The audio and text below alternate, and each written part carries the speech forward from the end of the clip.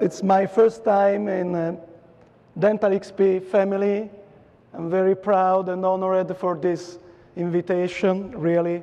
I feel like home, great friendship, great networking, so thank you once again. So let's start my lecture. And as you maybe got from my British accent, I come from Rome, Italy. And I know that I cannot promote myself, but please let me promote my native town. I really fall in love with this amazing, romantic, and welcoming town. We produce in Italy excellent wine, and we talked about that with Maurice more than 1 year ago. Here is a fabulous bottle of Sassicaia. It's a very rare one, 1998. And I thought that we could start to talk about immediate loading, showing some amazing picture of my native town, because what we would like from our immediate loaded cases is that they could last like these Roman ruins. They could last forever, but unfortunately, what is still missing to succeed with immediate loading is a deep understanding of the biomechanical and biological rationale that is behind the success with immediate loading procedure. It's lacking because the immediate loading is still a baby.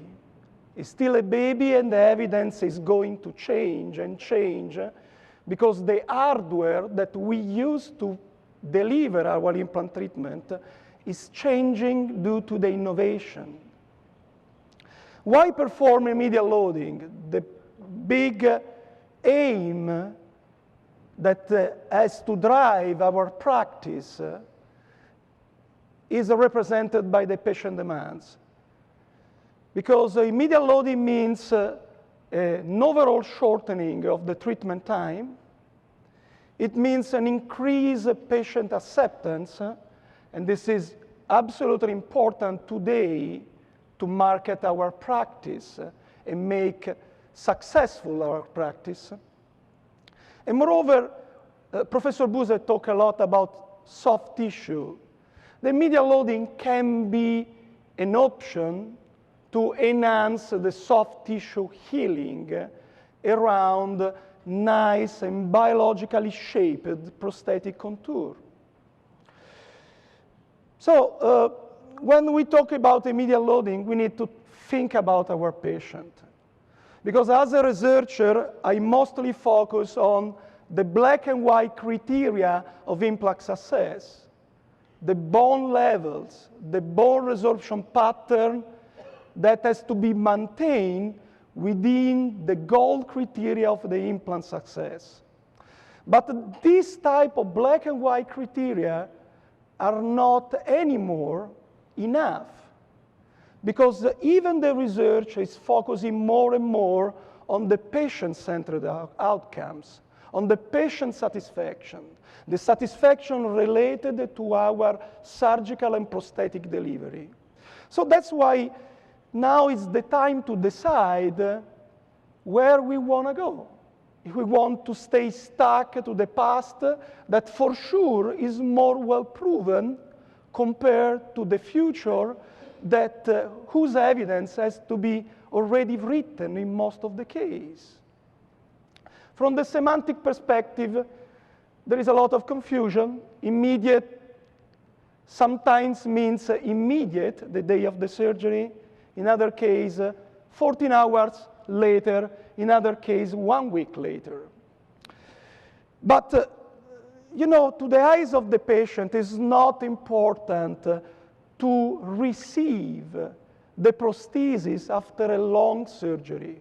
What is important is getting the prost maybe the day after, maybe 2 days after, when the patient feels confident that he can come back to the office and undergo the final prosthetic delivery.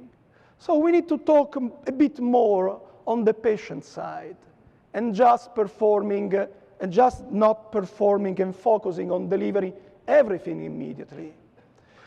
It's about 10 years that I have been involved with the digital crazy world, and in the last 4 years, these are the manuscripts that I published with my team, and these are the magic numbers that are supporting what you are going to look at. More than 500 patients have been enrolled in clinical research. More than 2,700 implants are still in follow-up. And we try to challenge our way of working and the media loading protocols in the heel and in the fresh extraction socket. The mean follow-up ranged between 3 to 10 years. Immediate loading is a multifactorial process in which surgery and post are blended together. But we have to consider that our surgical way of working and our prosthetic way of working is strongly affected by the last 10 years of innovation in dentistry. I'm talking about the introduction of new implant design, of new implant connection, and the introduction of new 3D implant planning software to try to plan our cases with the end in mind. First of all, the surface of the implant, because the percentage of success is not the same if we deliver an immediate loading procedure with a well-proven turned implant or with an implant with an enhanced surface. Enhanced surface implant means a more predictable osseointegration, a faster and bigger bone implant contact. And this is the key to make safer the immediate implant placement and the immediate delivery of the post. So we need this surface because the critical zone for the immediate loading cases is when the mechanical stability starts to drop. The primary stability is a mechanical stability. It doesn't last forever. It has to be replaced by a biological stability. And we need an implant that will reduce this time frame between the dropping of the mechanical and the raising of the biological stability that represents the critical time frame for the failure of the immediate loading procedure. The key of the success, for sure, is represented by the control of the micromotion. When we place an implant, it has to be stable. Stable on function, not stable during the implant placement. We need to reduce the strain all the way up from the platform to the tip. And we need to fight the big limitation of most of the implant, that is the micro movement that is intrinsic between the connection and the abutment. So we really need a new implant with a zero play connection, in which the micro movement and the micro leakage that can contaminate the critical interface of the implant and determine an increase bone resorption. We need to fight this type of phenomenon with the implant whose connection has to be very tight, with a mechanical tolerance between the abutment and the connection that has to be quite zero. So this is the first dilemma. We want to continue to work with turned implant, or we start to trust enhanced surface implant. We want to continue to work with the well-proven external hexagonal implant, or we want to jump toward new connection design as the conical. The clinical suspicious of many of the clinicians worldwide that the enhanced surface can be prone to periimplantitis. It's not properly proven by the literature. Because if we look at the latest Cochrane review evaluating the different implant design surface, the moderately rough implant surface and the turned implant surface share the same performance over time from the 5 to 10 years follow-up. On the biomechanical standpoint, the advantage of the turned machine implant that have 20% of reduction of being effective of periimplantitis during the first 3 years on function, this advantage on the biomechanical standpoint is represented by a disadvantage because the turned surface implant fail early more than the enhanced surface implant. So we need to find a compromise, or maybe we need to invest more time in the treatment plan because we cannot blame the implant if the implant is not properly surrounded by bone or not properly surrounded by the proper soft tissue interface. This is why we ran a randomized clinical trial, and we presented these results in one of the latest AO meeting. And we published the first and the third year follow-up. I just brought few numbers for you. If we are going to compare new surface with new connection with the gold standard of the implant, we experience a vertical bone gain with the new implant design of 0.6 millimeter and an horizontal bone gain of 0.4. So it means that maybe the take-home message could be that with new implant design and connection, we could reduce the inter-implant distance in a safer way. Or maybe we could get closer with our implant to a bony peaks without being worried to determine the resorption of such bony peaks. Or maybe another great speculation that has been proven recently by the literature, that this new implant design can be placed deeper into the bone. And sometimes this is so important because we need to flare from the implant platform with a nice running room to deliver something that will resemble nature. The use of the software is important because this crazy slide represents the 100 factors that are involved in the decision making with the medial implant placement and loading. How many of you consider all these factors on a daily basis? The software is the best way to put all these factors together, implementing our diagnostic capabilities. So the software is not the brain. We are still the brain. The software is a way to enhance our decision making. So the first patient is a young lady. Is 43 years old. She lost her upper dentition when, unfortunately, she was very young. She's dreaming a new natural dentition.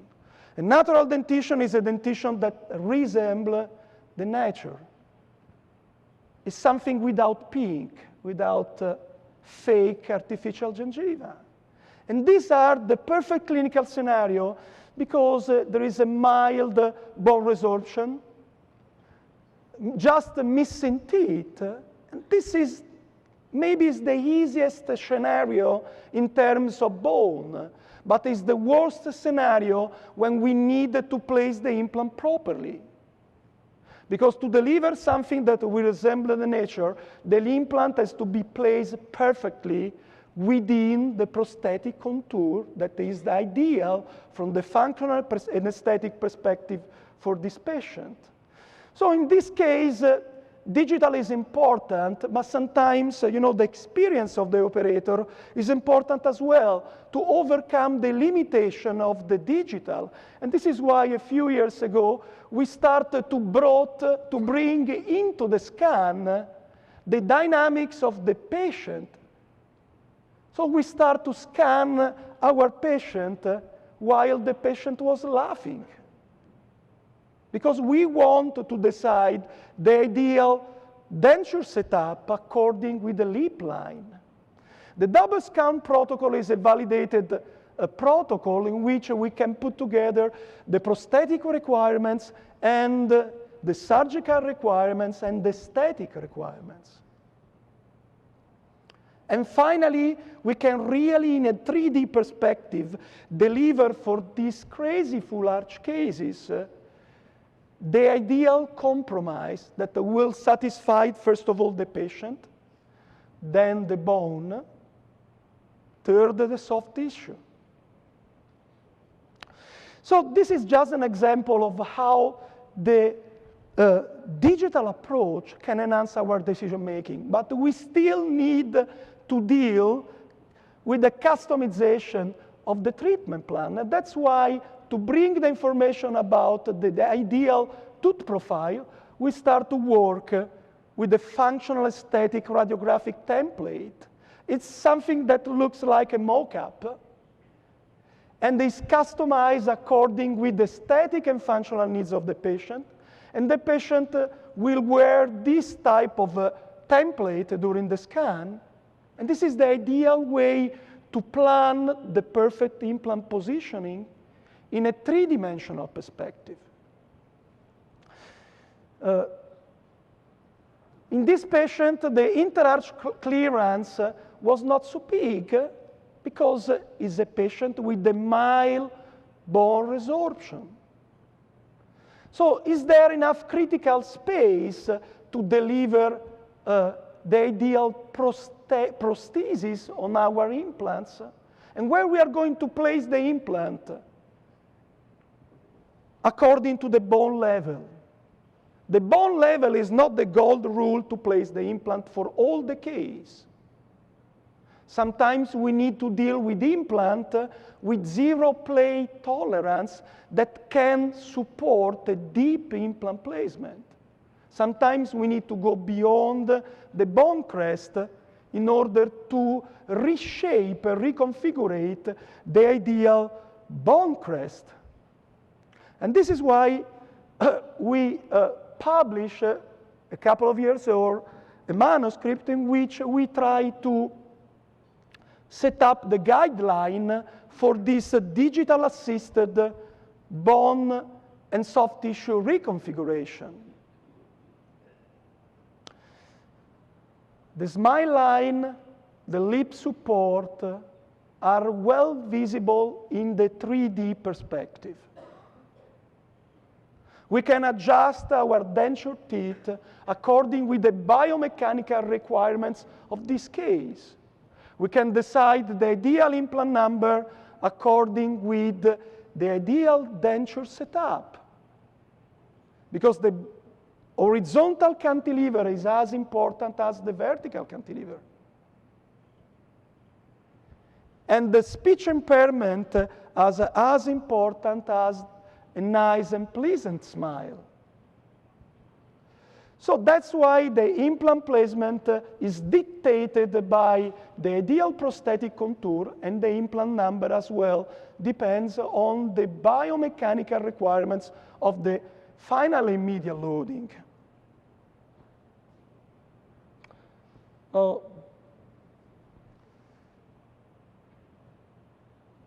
nice video should start, but I see that it's stuck, unfortunately. But there are several surgical video that you'll appreciate in the next slide. One of the main advantages of the immediate loading, we always focus on the immediate delivery of the implant. But the immediate prosthetic delivery is extremely important, because planning the ideal prosthetic contour according with the interface in between the prost and the bone, the soft tissue interface, is the best way to enhance the healing of the soft tissue. So this is the critical time to guide the soft tissue healing, because we open a mini flap, or we work with a flapless approach, And at this time, this open wound can be guided toward the ideal soft tissue scalloping. So that's why planning with the digital is a good way, not because we just prefabricate the prost, but because we prefabricate the ideal prosthetic contour, ideal for the soft tissue. Let's go over. And what we started to experience with this type of approach is a speed up of the soft tissue healing. In most of the cases, we don't use any suture. Sometimes we use a fibrin sealant to glue the soft tissue around a well-polished prosthetic contour, and we let the soft tissue heal without any kind of prosthetic manipulation up to the 3 months after the prosthetic delivery. And what we started to experience dealing with the proper implant placement and with the proper soft tissue reconfiguration is how it's possible to transform predictably a flat interface in a scallop interface. Because at the end of the day, for this type of scenario, the prost has to be fully embedded into the soft tissue if we want that the patient could maintain the prosthetic contour from the hygienic perspective over time. So we need to go in and we need to prepare the ideal running room to house the final prosthetic contour. So working with the hand in mind, because this initial walks-up, it's the walks-up that we use to plan the case. And it's the same walks-up that we are going to use right now to fabricate a nice CAD/CAM framework that will support these nicely shaped dental units. The use of zirconia framework, we publish 3 manuscripts on that because we wanted to investigate the ideal way to use this material for the cross-arch restoration. From the biologic perspective, the evidence is plenty of manuscripts that prove how this material, well polished, it's very welcome for the fibroblast and for the epithelial cell. And this is why when a nice shaped zirconia superstructure is embedded into soft tissue, you can perceive the resistance when you try to unscrew, because there is something that resembles a biological bonding. Of course, the limitation of this material, everybody knows about that. We started veneering the zirconia framework, and we investigated the ideal veneering. At the end of the day, we didn't experience any fracture of the zirconia framework, but unfortunately, we experienced chipping of the veneering material. That is the big limitation related to a not perfect filling between most of the porcelain and this type of metal. So that's why we started to work with a new technique for the final delivery, in which the zirconia material, we get the benefit of the zirconia, and we blend the benefit of the zirconia with a new material, metal-free material, that is the lithium disilicate. So we put together this great material, and we started to deliver this nice restoration in the patient mouth, in which, again, the hand is in mind at the beginning of the treatment plan. So the ideal shape resembles the final. And the initial treatment plan resembles what we are going to deliver in the final step. So we start to follow up these cases, and we started to find out the evidence behind. But for sure, again, the patient satisfaction. because we cannot treat all the patient cutting the bone off and delivering a fake artificial gingiva. And these are the most challenging situations because the lip line and smile design of this patient will not hide any mistakes with the implant positioning.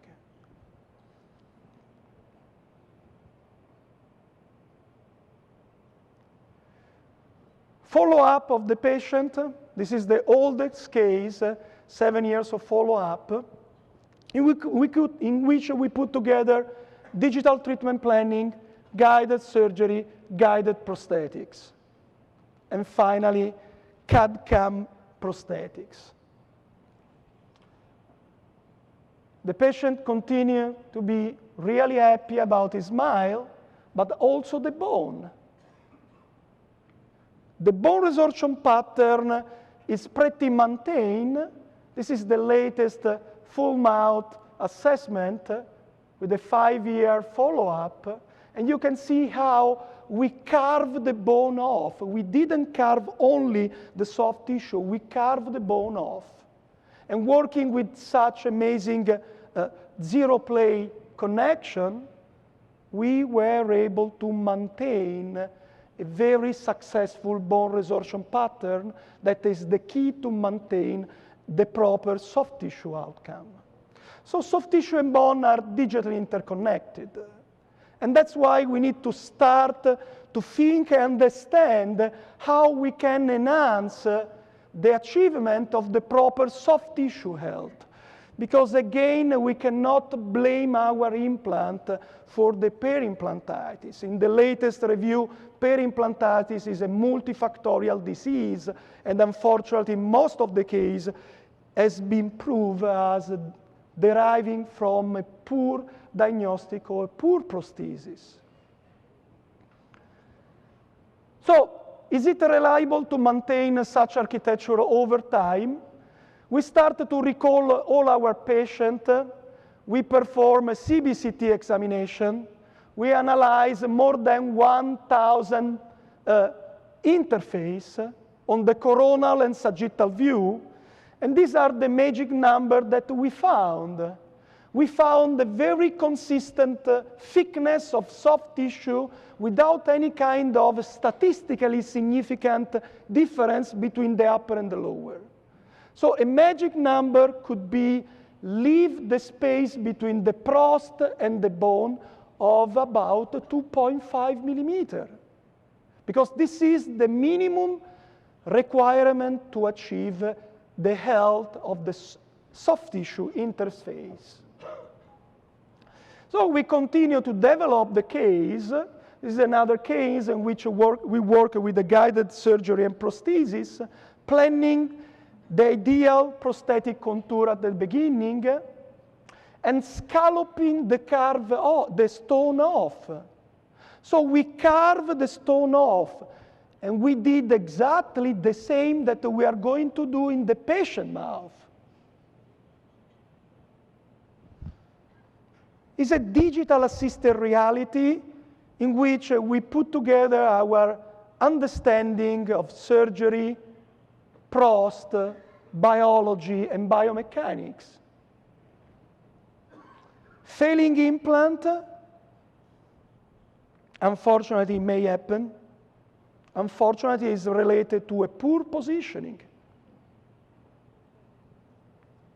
Working with a guided surgery doesn't mean that all the time we need to work flapless. I want a bulky, soft tissue seal around my medial loading procedure.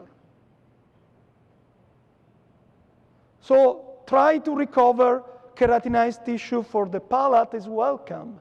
Using the tuberosity to implement the convexity of the soft tissue contour is welcome. Sticking the implant through a guide is the most stupid evidence related to the guided surgery. The big advantage is related to the plan in enhancing the ideal decision making. We talk about the ideal implant number for the upper jaw. I love to place the implant in the posterior zone because most of my patients love a broad smile and they need to withstand the broad smile, and I don't like, when I can, to deliver cantilever. So again, the prosthetic contour needs to fit the bone contour. That's why now we are carving the bone off like we did with the stone.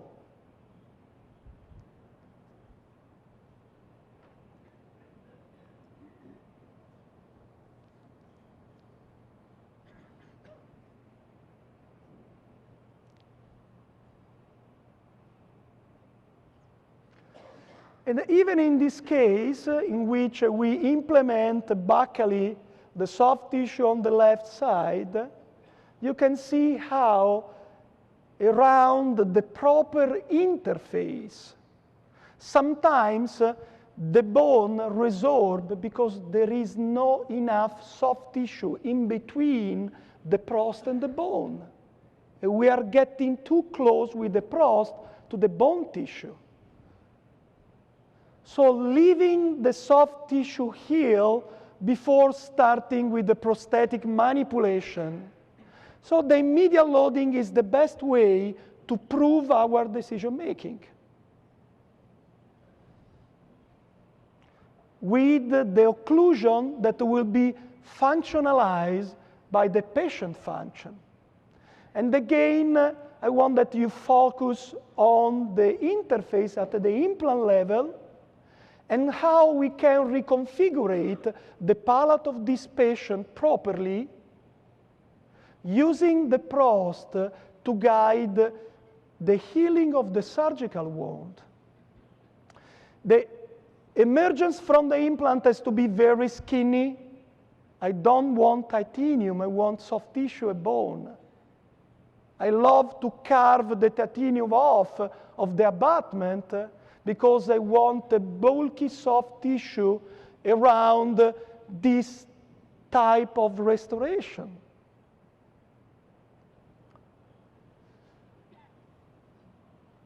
A nice shot, really very like a shot, but it's interesting because you can see how I deal with the emergence from the implant. The same concept. I love tissue, I love soft tissue, I don't want titanium, I don't want acrylic.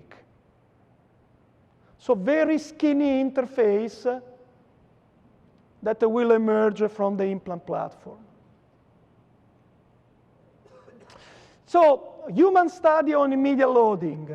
The immediate loading and the strain that derive from the immediate loading when are within the range of tolerance, of biologic tolerance of the patient,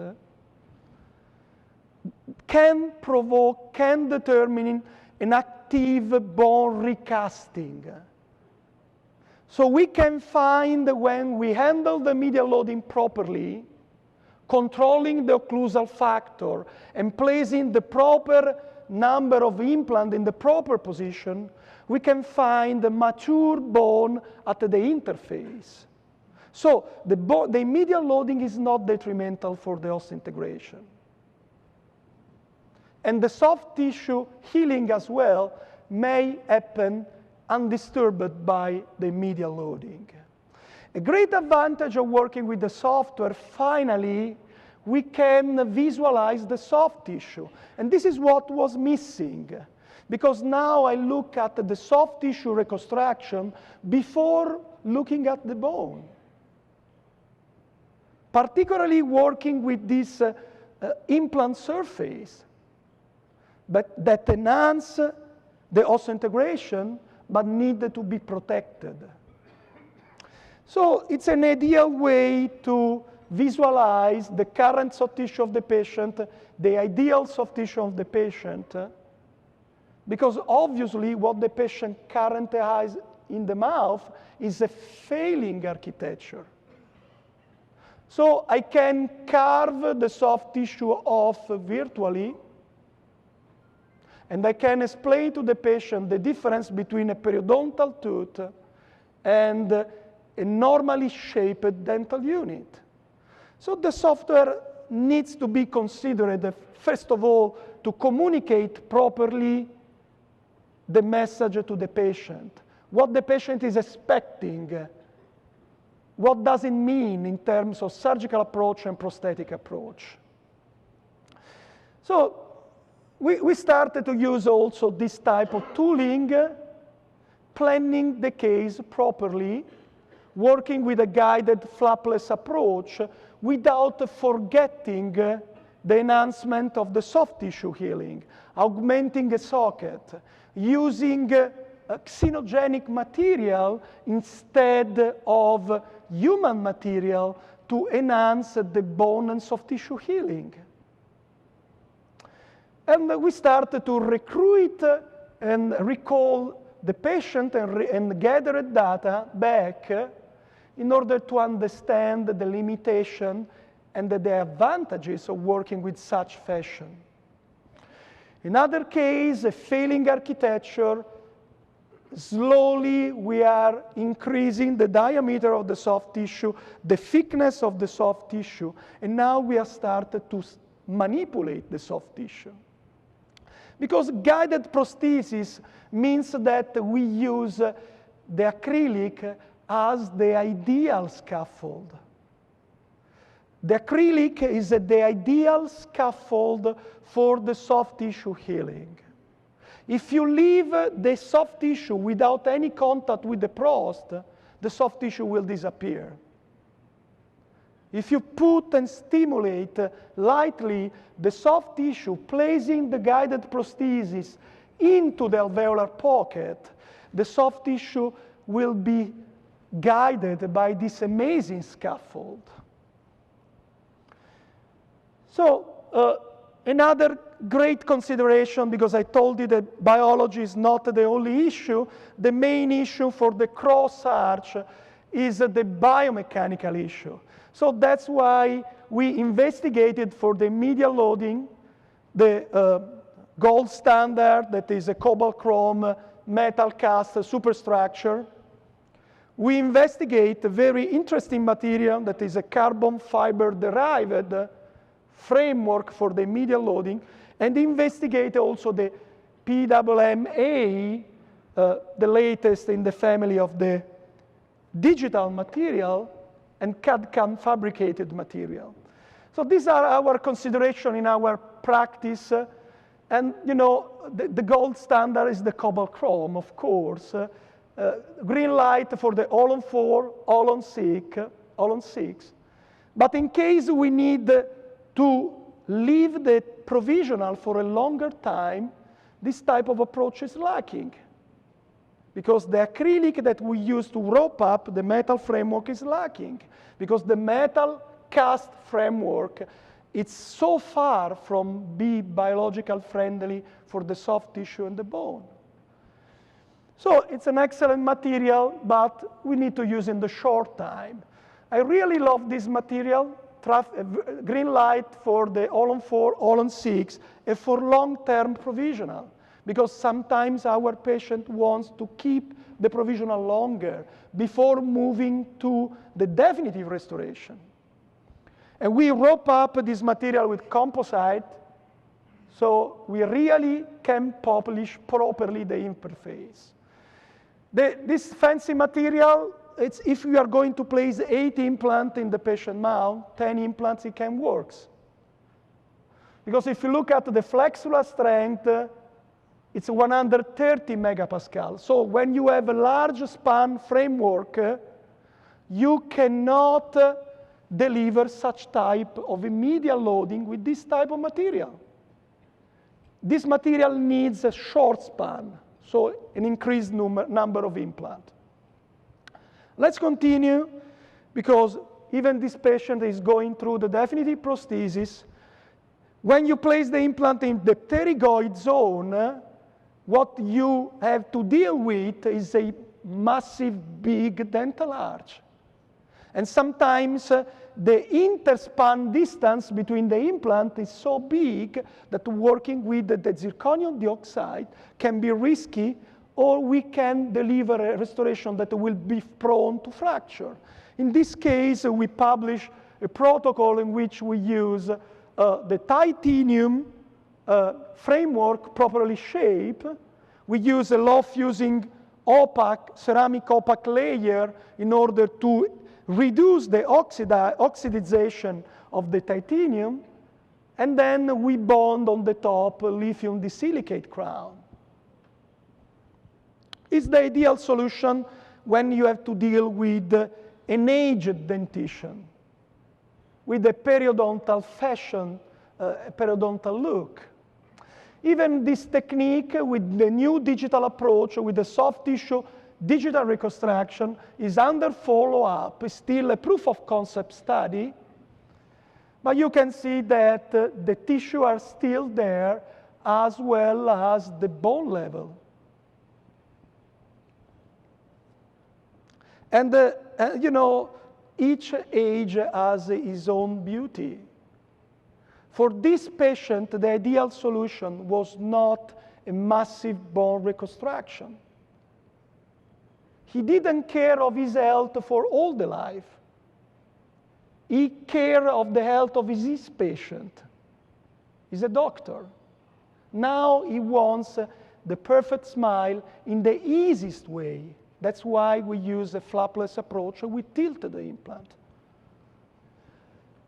So the pre-op, this is the final with the titanium. The interface is not ideal, but we are lucky because the lip will hide the grayness of the titanium. And the secret of the success, this is a 5 years follow-up, is a tight recall schedule. Once a year, the patient attends the office or the clinic 3 times a year according with his dexterity, according with his compliance with maintaining such profile properly clean. And once a year, we remove the prosthesis, because delivering and working with the CAD/CAM guided surgery and prosthesis means that in most of the case, we deliver screw retains restoration. So, animal study confirm our clinical feedback. The immediate loading can stimulate osseointegration. We have a similar bone implant contact for immediate and delayed loading. And we have a similar implant stability for an immediate implant placement and a delayed implant placement. We need to spend a few words on the immediate implant placement in the fresh extraction socket, because this is the next step. And let's see how the guided surgery can be of help. This is we are going further on. This is another clinical scenario in which are not only missing the teeth, but is missing also soft tissue and bone. So which is the border between delivery or not, a white aesthetic or a pink aesthetic? The border can be easily addressed if we switch our mind toward a global facial diagnosis.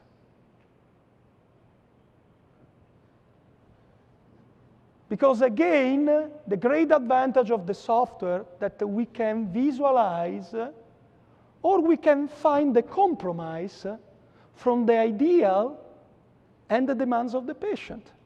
So the end of the treatment has to be figured out in advance. And we need to talk to our patient. If you want that, you need this number of implants. You need to build up the bone. Or you can avoid to undergo massive reconstruction, but you need to work with this type of surgical and prosthetic approach. So working with the end in mind, don't look just to the bone,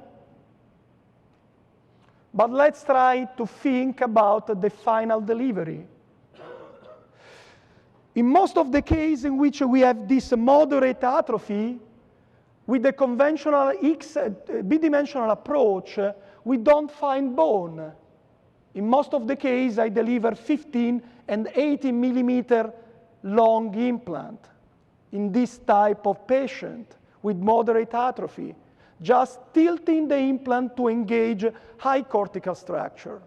The Olon 6 is my favorite implant scheme for the upper jaw. It's a reliable solution for delivery immediate function. We can challenge the fresh alveolar socket, go through and across the fresh alveolar socket. It's a time-effective, minimal invasive, and most of all, I can deliver what the patient requires, a broad smile. In most of the cases, broad smile means 12 or 14 dental units without distal cantilever. Distal cantilever is something that can be very difficult to handle with the medial loading procedure. So this is another manuscript. We published this investigation with the Olon 6 tricortical anchorage, 32 patients. The final implant survival rate was 98%. The final prosthetic survival rate was 100% because most of the patients fail, most of the implant failed before the delivery of the final restoration. So when you start to manipulate the prost after 3 months, you unscrew the restoration and you take an ISQ measurements. You can visualize and follow up the healing at the interface of the implant with the bone.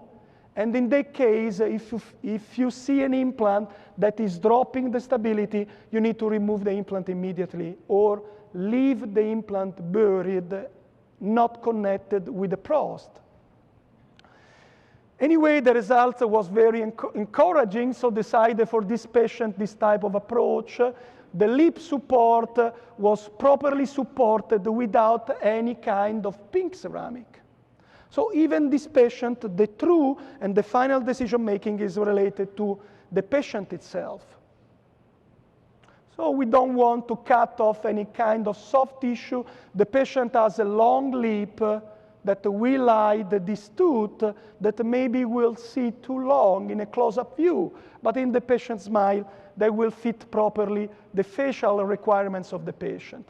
Even in this case, the implant were placed in a fresh extraction socket, and we start to manipulate with the same technique that I showed you before, the soft tissue in order to implement the soft tissue.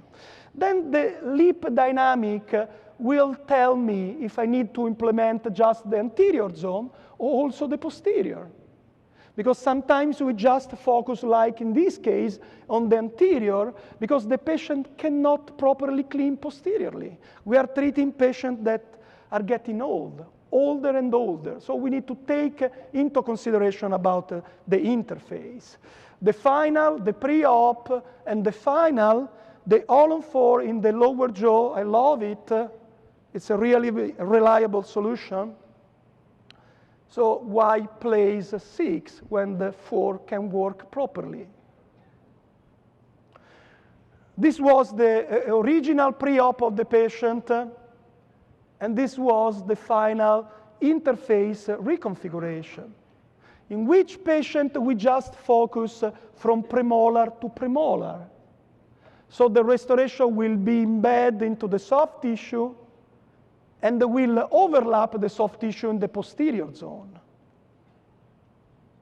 The CAD-CAM design, finally, the new software for CAD-CAM can really reproduce what we were used to deliver with the WhatsApp. And this is another great improvement. From the periodontal or peri-implant perspective, I want that you focus on the pink circle.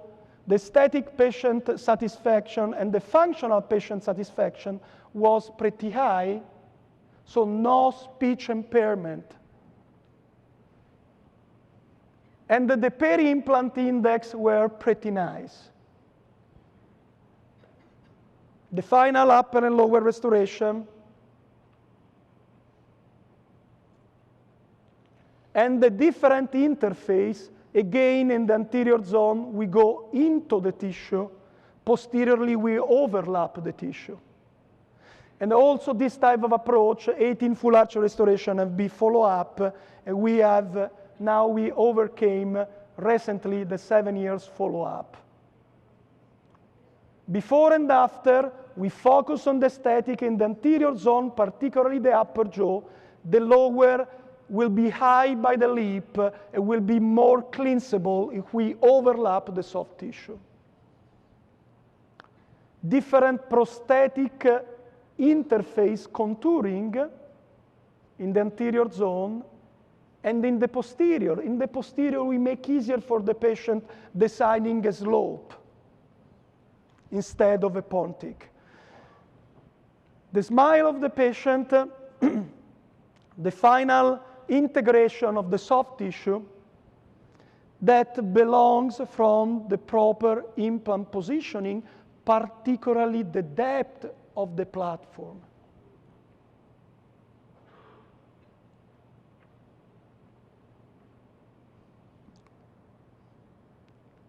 Let me brief 1 second. Okay. Final smile.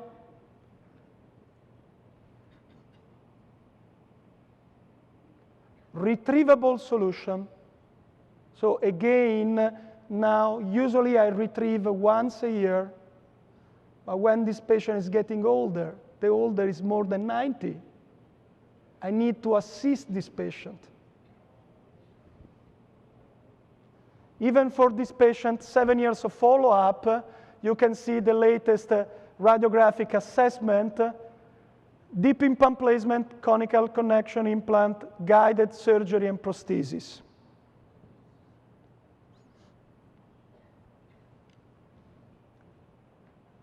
The pre-op and the final with a reference related to the patient-centered outcomes and the latest follow-up. So working with the digital surgery and prosthesis means working in a minimal invasive fashion because the surgery is less aggressive and more predictable when we deal with the medial, with the fresh extraction socket. Because we can find the bone that we cannot find raising a flap. We can go beyond the tissue and the bone working with the software, finding the proper window of bone to withstand the loading. We try to find evidence, and we published the first randomized clinical trial comparing guided versus conventional freehand approach. The conclusion of this manuscript is very interesting because we found a reasonable level of clinical accuracy for the computer-assisted implant positioning.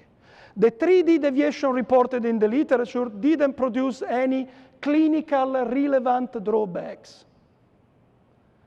Again, it's more important the plan than the scan. Your knowledge is more important than the software. High implant survival rate, 100% for the guided cases, 96% for the conventional cases. Increase predictability of the medial implant placement in the fresh extraction socket with a medial loading. Better bone resorption, less pain and swelling experienced by the patient. So decision making, fixed versus removable is the last case for today. Pink rescue solution, the medial loading is the best way to prove and take the final decision. For this borderline patient, I would love maybe to deliver a pink solution, but you know, in most of these cases, sometimes we can find a biomechanical compromise supporting properly the lip and the cheek without using pink ceramic. So why not delivering a long tooth during the medial loading and maybe change later on if the patient will not maintain properly? The pterygoid area is more safer. Now, in this case, I went through the sinus. I moved the sinus laterally in order to engage a tricortical anchorage at the bone crest level, at the pterygoid plate, and at the sinus wall level. So the upper jaw, I place an all-on 6, and I want that you focus on the results of this study So even if most of the implant sites were placed in poor quality bone, about 50% of the implants were inserted with a minimum insertion torque of 50 Newton per centimeter. I want high primary stability. I want an implant that will withstand high insertion torque. Because I need to wait for the biology. I need to extend the mechanical stability before that the biological stability will happen. If you see the implant length, most of the implants were 13 and 15, and the patients were featured with moderate bone atrophy.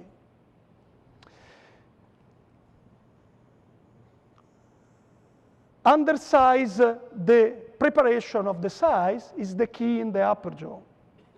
We cannot only trust on the cross-arch splinting. We need to increase the mechanical stability predictably and preparing the size in the proper way. Leave the bone cooling properly during the drilling. This was the upper long tooth, the soft tissue at the beginning and work in progress. The lower jaw, the patient decided to undergo also the treatment in the lower jaw. Sometimes we can save our dentition. In other cases, better to anticipate the complete destroying of the soft and bone tissue architecture. And I want to show you the latest protocol. This is a pilot drilling flapless approach. We plan the case with a digital.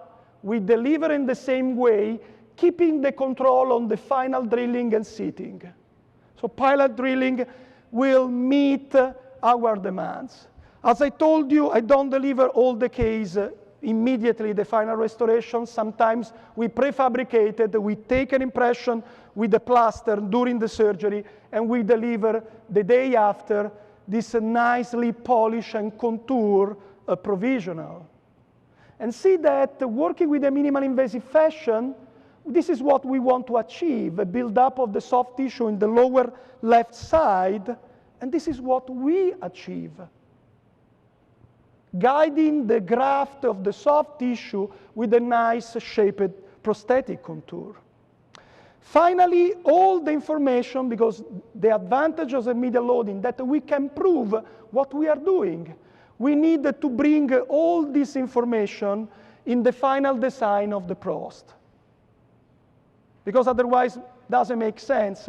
If we load our patient and then we take an impression, we need to start again to re-evaluate all what we have done. So we need to transfer to the lab, and the lab will resemble what we have done in the patient mouth, delivering nice and easily maintained prosthetic contour. The use of translucent zirconia can be an option, still to validate it. This is the final restoration of the patient, all on 6 in the upper with the sinus augmentation, and the all on 4 immediately, and the all on 6 in the lower jaw. The final patient smile. She's a nice top model. And my conclusion. So, conflicting outcomes. The last 3 slides. There is still a conflict between early study and more recent study. With the early study, this study had been conducted mostly with machine implant surface implant.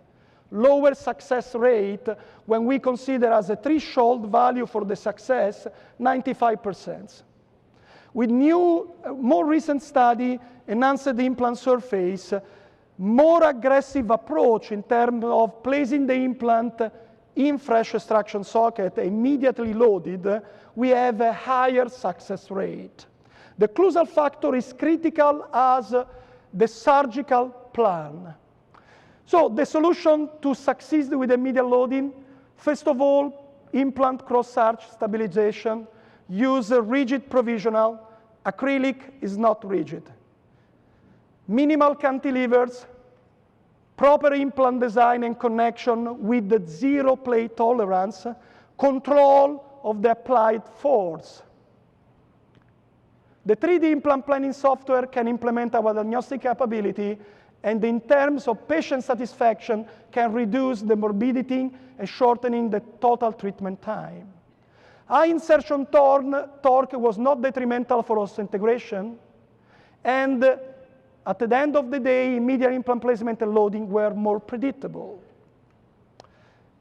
Let me quote this guy, because this statement was really an inspiration for me. 2012, surgery is not just cutting, but a gentle handling of a Mother Nature gift. Professor Branemark.